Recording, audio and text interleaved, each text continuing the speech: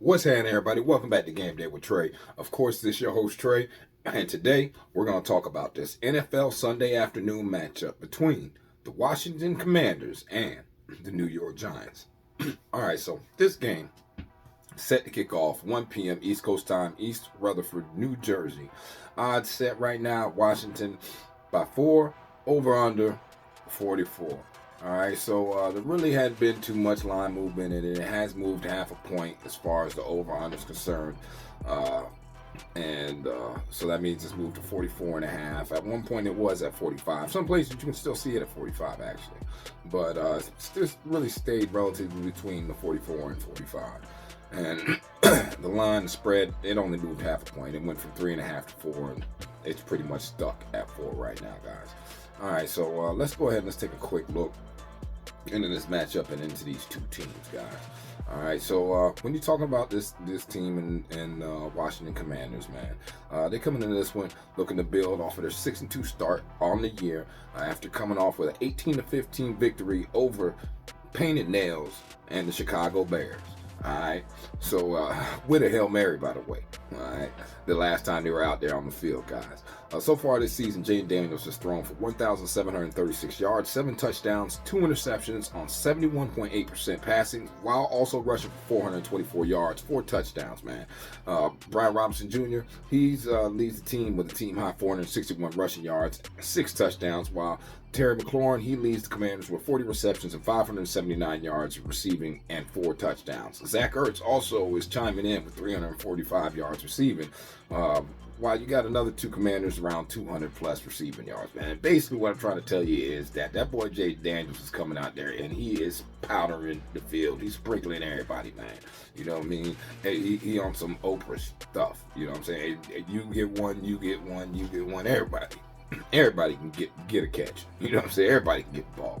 You know, he is not he's not being picky and choosy with it, man. And it's a beautiful thing to see from the young man coming out of LSU, transferred out of Arizona, man. But anyway, let's go ahead and let's look at the defense, though. On defense, Bobby Wagner has a team with team high 69 total tackles, including 41 solo tackles and a pair of sacks, while Dante Fowler Jr. has a team high 4.5 sacks, and Frankie Louvu, man, he got 4 sacks on the year as well.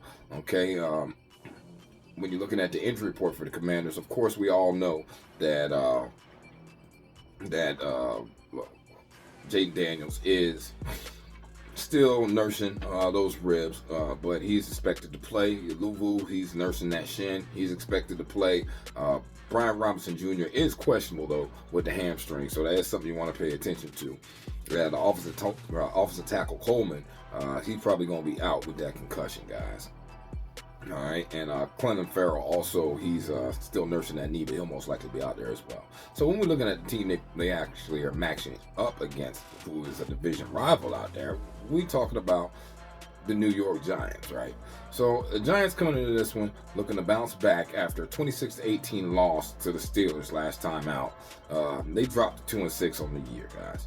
All right, Daniel Jones has only thrown for 1,442 yards, 6 touchdowns, 4 interceptions on 62.5% passing, while Devin Singletary has a team-high 239 rushing yards and 2 touchdowns, and Tyrone Tracy Jr. has 231 rushing yards. Malik Neighbors has a team-high 39 receptions for 427 yards and 3 touchdowns, while Wan'Dale Robinson, he's got 43 receptions for 303 yards. And Darius Slayton, man, he's chiming in with 312 on the season, guys. On defense, Tyler Nubin has a team-high 48 tackles. Dexter Lawrence, you know, he's out there, team-high sacks. 9 sacks on the season. And Brian Burns and Azeez Ojulari also have 4 sacks on the year, man. As a unit, the Giants have combined for a total of 31 sacks and an interception so far this season, man. So that defense is biting out there, man. But we all know what's going on with Daniel Jones. He's not somebody you could depend on. He can always find a way to jack wreck and lose the game. You know, man. But the best thing he's got going for him is that he's got Dayball over there with it. Because if he didn't have Dayball, I have no confidence at all in Daniel Jones, man. I'm just being honest with you from what I've seen from the young man. But anyway, so far in the season, the Washington Commanders are averaging 29.5 points per game. That's number 3 in the NFL. And the New York Giants, they're giving up 21.9 on defense. So that's number 14th worst defense in the NFL, middle of the pack, guys. And then if you flip it and look at it in inverse, the Giants are only scoring 14.6 points per game. That's the 31st worst offense points per game in the NFL. And Washington's defense really ain't that bad. Okay, they are actually only giving up 20.9 points per game. That's 11th best defense in the NFL, man. Washington's getting on third down, they're converting 46.39% of their third downs. So that's 4th best in the NFL. But the Giants got a defense, man. The Giants defense is actually on third down only allowing teams to convert 32.29% of the time, man. So that means that when you're looking at this yards per play, where Washington is averaging 6.3, which is 3rd best in the NFL, and the Giants are giving up 5.6, then as long as Washington can keep it in manageable downs, they most likely will be able to be successful out here in the field. Thing is, though, when they reach the red zone, Washington only converts 51.43% of its red zone attempts into touchdowns. So that's 24th worst in the NFL, guys. And they're going against a defense in the New York Giants who's the 5th best in the NFL in the red zone when it comes to opposing teams allowing them to get touchdowns, man. They only allow you get a touchdown 42.11% of the time, guys. So that's advantage Giants when they get in that red zone. When the space gets tight, the Giants do have the will to fight, you know what I mean? And then when you look over here with the Giants offense, though, Giants offense, though, trash. Okay, they get 4.7 yards per play. That's 29th in the NFL. When you look at the third downs, they only convert those 34.48% of the time. That's 25th in the NFL, guys. Now, when you're looking at that Washington defense, though, although they don't give up many points, and they are sorry as could be in the red zone, giving up touchdowns 69.57% of the time. That's 29th worst in the NFL. They do still manage to make it work, because on third down they only allow teams to convert 40.23% of the time, which is still 23rd worst in the NFL, and they give up 5.7 yards per play. You know what I mean? So this defense, they somehow make it work. You know, they're allowing teams to get 2.5 touchdowns a game. So that's not good. That's definitely not good, regardless of how many points you're giving up. Like that, maybe a lot of that is skewed because, you know, you got painted nails on that schedule, and he really don't show up like that. But anyway, so we're gonna look at the rushing, right? So, will the Washington Commanders be able to run the ball? Yes. They're 2nd best in the NFL, yards per rush, 5.2 yards per rush, going against the worst defense against the run in the NFL with the New York Giants, man. So I expect a lot of running, a lot of Brian Robinson Jr. if he is able to come out there, and Jaden Daniels is definitely going to get loose. Okay, so then when we look at yards per game, they get 165 yards per game. That's 3rd best in the NFL, going against a team that gives up 141 yards on the ground per game, man. That's 27th worst in the NFL. So what will the Giants be able to do? Because they got an opportunity to run the ball. They're 22nd in the league. They get 4.2 yards per rush. And Washington, they give up 5.1. So they're like literally the 3rd worst defense against the run in the NFL. So that gives them an opportunity. But the problem is that the Giants are missing their running back. He will most likely be out with that concussion. Okay. And when we're looking over here at yards per game, man, it's not like they're really doing anything on the ground either, because the Giants only get 108.5 yards per game on the ground anyway, man. So what about passing? Who's going to be able to pass the ball? Well, we know Washington is going to be able to pass the ball, because the Giants got the 25th worst defense against the pass in the NFL when you're talking about yards per pass, or 29th worst when you're talking about the completion percentage they allow, man. They really don't. Their pass defense, the only thing they do is get lucky enough to only give up 189.4 yards per game, which is 8th best in the NFL. But the problem is they're going against the 8th best in the NFL in yards per game, because the Commanders get 230.5 yards per game through the air. They get 8.4 yards per pass. That's 5th best in the NFL, man. Like I said, that's the 5th best versus the 25th. It's definitely advantage Washington there. Then we look, Giants passing the ball. Daniels can't pass the ball. Okay, 6 yards per pass, 27th in the NFL, only completing 61.67% of the passes. That's 30th in the NFL. Even though Washington, you know, they're not the best defense, they tighten up when they have to. They only give up 186.8 yards per game through the air. That's sixth best in the NFL, slightly better than the Giants, okay? And the Giants only get 195.1 yards per game through the air. That's 23rd. All right, Washington also gets to the quarterback 8.9% of the time to complete a sack, man. And guess who allows you to get to the quarterback 8.3% of the time? The Giants for a sack, man. Now, the Giants' pass rush is off the chain. It's number one in the NFL. 13.3% of the time they get a sack. Thing is, they're going against a mobile quarterback like Jay Daniels, so that might cancel itself out because you got to stay disciplined and stay in your rush lanes, guys. All right, so when we're looking at their stat splits and how they've actually played in the last three games, Washington's scored 27 points per game, giving up 17.3 points per game, whereas the Giants, they're only averaging 9.3, and they give up 23.7 points per game. Now remember, these last three games, man, okay, for Washington was against Chicago, aka the led by Painted Nails, all right, Carolina Panthers, Dave Canales, we know what's going on there, and the Baltimore Ravens, all right, whereas the Giants played Pittsburgh, off the chain defense, Philly, defense coming around, offense kind of coming around too, very good run team, okay, and then the Cincinnati Bengals, okay, who are just like, they ebb and flow like the ocean, so you don't know what's going on with them week to week, but anyway, they did play some significant opponents, man, all right. Now, mind you, two of those losses out of the last three losses were at home for the Giants, okay, just so y'all know, full disclosure on that, okay, so when you're looking at situationally right now as an away team, Washington scoring 30.8 points per game and giving up 28.5 points per game, whereas at home, the Giants only score 7.8 points per game and give up 23.3 points per game, man. You know, when you look at how they're doing on the season and their stats, of course, we know Washington 6-2, Giants are 2-6. Giants have yet to win a game yet. They're at home, they're 0-4, whereas on the road, we know Washington's 2-2. And as an away favorite, well, Washington hadn't even been that yet. So this is the first time in the season they've been the away favorite. All right. Now against the spread, Washington 6-1-1, whereas the Giants are 3-5 against the spread.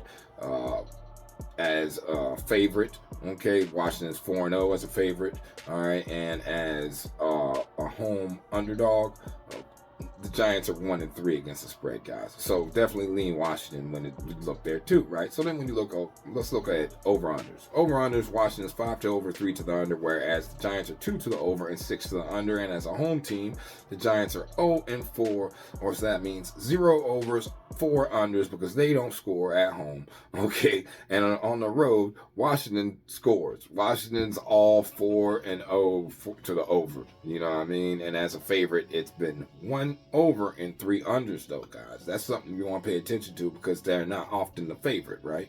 So next thing we want to pay attention to is exactly what's been going on with these two teams head to head. So head to head, the Giants do run this 6-3 straight up, 7-3 against the spread, and it's been 4 to the over, 5 to the under with 1 push in the last, 10 times they played, 9 times they played, guys, 10 times, whatever. So anyway, we're looking right over here, man. They played last year, September 15th, or this year, September 15th, in Washington. The score was 21-18, okay? We know that Washington came out at 425 total yards in the game. They rushed for 215 and passed for 210, man. Giants, they got mollywopped, man. They only were able to rush for 129 and only pass for 175. And we all know Daniel Jones, he is not the guy you want to depend on. We should also note that the next 3 games for these two teams, man, you kind of got, for Washington, you got Pittsburgh, Philly, and Dallas. So they got a couple big dogs coming up. And the Giants, well, they can't afford to look ahead at anything, but they do have Carolina, Tampa, and Dallas coming up, man, all right, in their next 3 games. So with all that information right there, man, understanding a couple trends that the Commanders have covered the third quarter spread in 12 of their last 17 games, whereas the Giants have hit the second quarter money line in 8 of their last 16 games.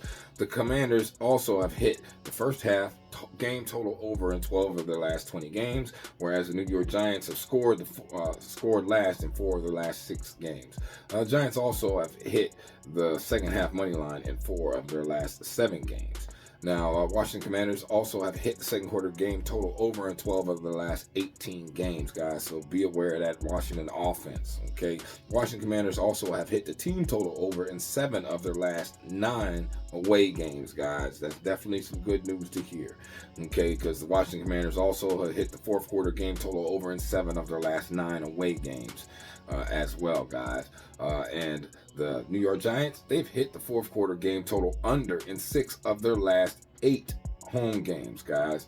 So just so you know, that's definitely some information I thought was very valuable. Definitely helped me and which way I'm leaning on this one, man, because at the end of the day, Dorrance Armstrong Jr.'s team has won 7 of the last 8 previous games with him playing against Daniel Jones. Yeah. So you already know what's going to happen there. The Giants have lost each of their last 5 games played in the East Coast. The Commanders have covered the spread in each of their last 6 games against teams that held a losing record. And the Giants have failed to cover the spread in each of their last 4 Sunday games played on the East Coast, guys. All right. We also know that there is opportunity for the Giants because they've won their last 4 November games as home underdogs. And the Commanders have lost 4 of their last 5 November games as NFC favorites, okay, against NFC opponents. The Giants also have covered the spread in each of their last 5 November games as home underdogs, and the Commanders have failed to cover the spread in each of their last 4 games when playing with a rest advantage, guys. All right, in this one, I'm not going to lie. I'm on the Commanders. It is what it is. I'm with Jaden Daniels, definitely with the 3.5. I already locked that in. I would still play it at the 4, though. I'm really not worried about that. I also do like the Commanders. I'm not sure if they're going to hit the 24.5, but they might. So you might want to look at the team total early in the game. So maybe first half team total. So let's look over at first half team total for the Commanders. First half team total points right here. And there's 12.5. I like it over. I like over 12.5 points in the first half. Okay. And let's look Let's look in the second half, same thing. Okay. So yeah. That's the way I'm rocking. Y'all have a blessed day. Stay safe. I'm going to see y'all at the window, man. Peace.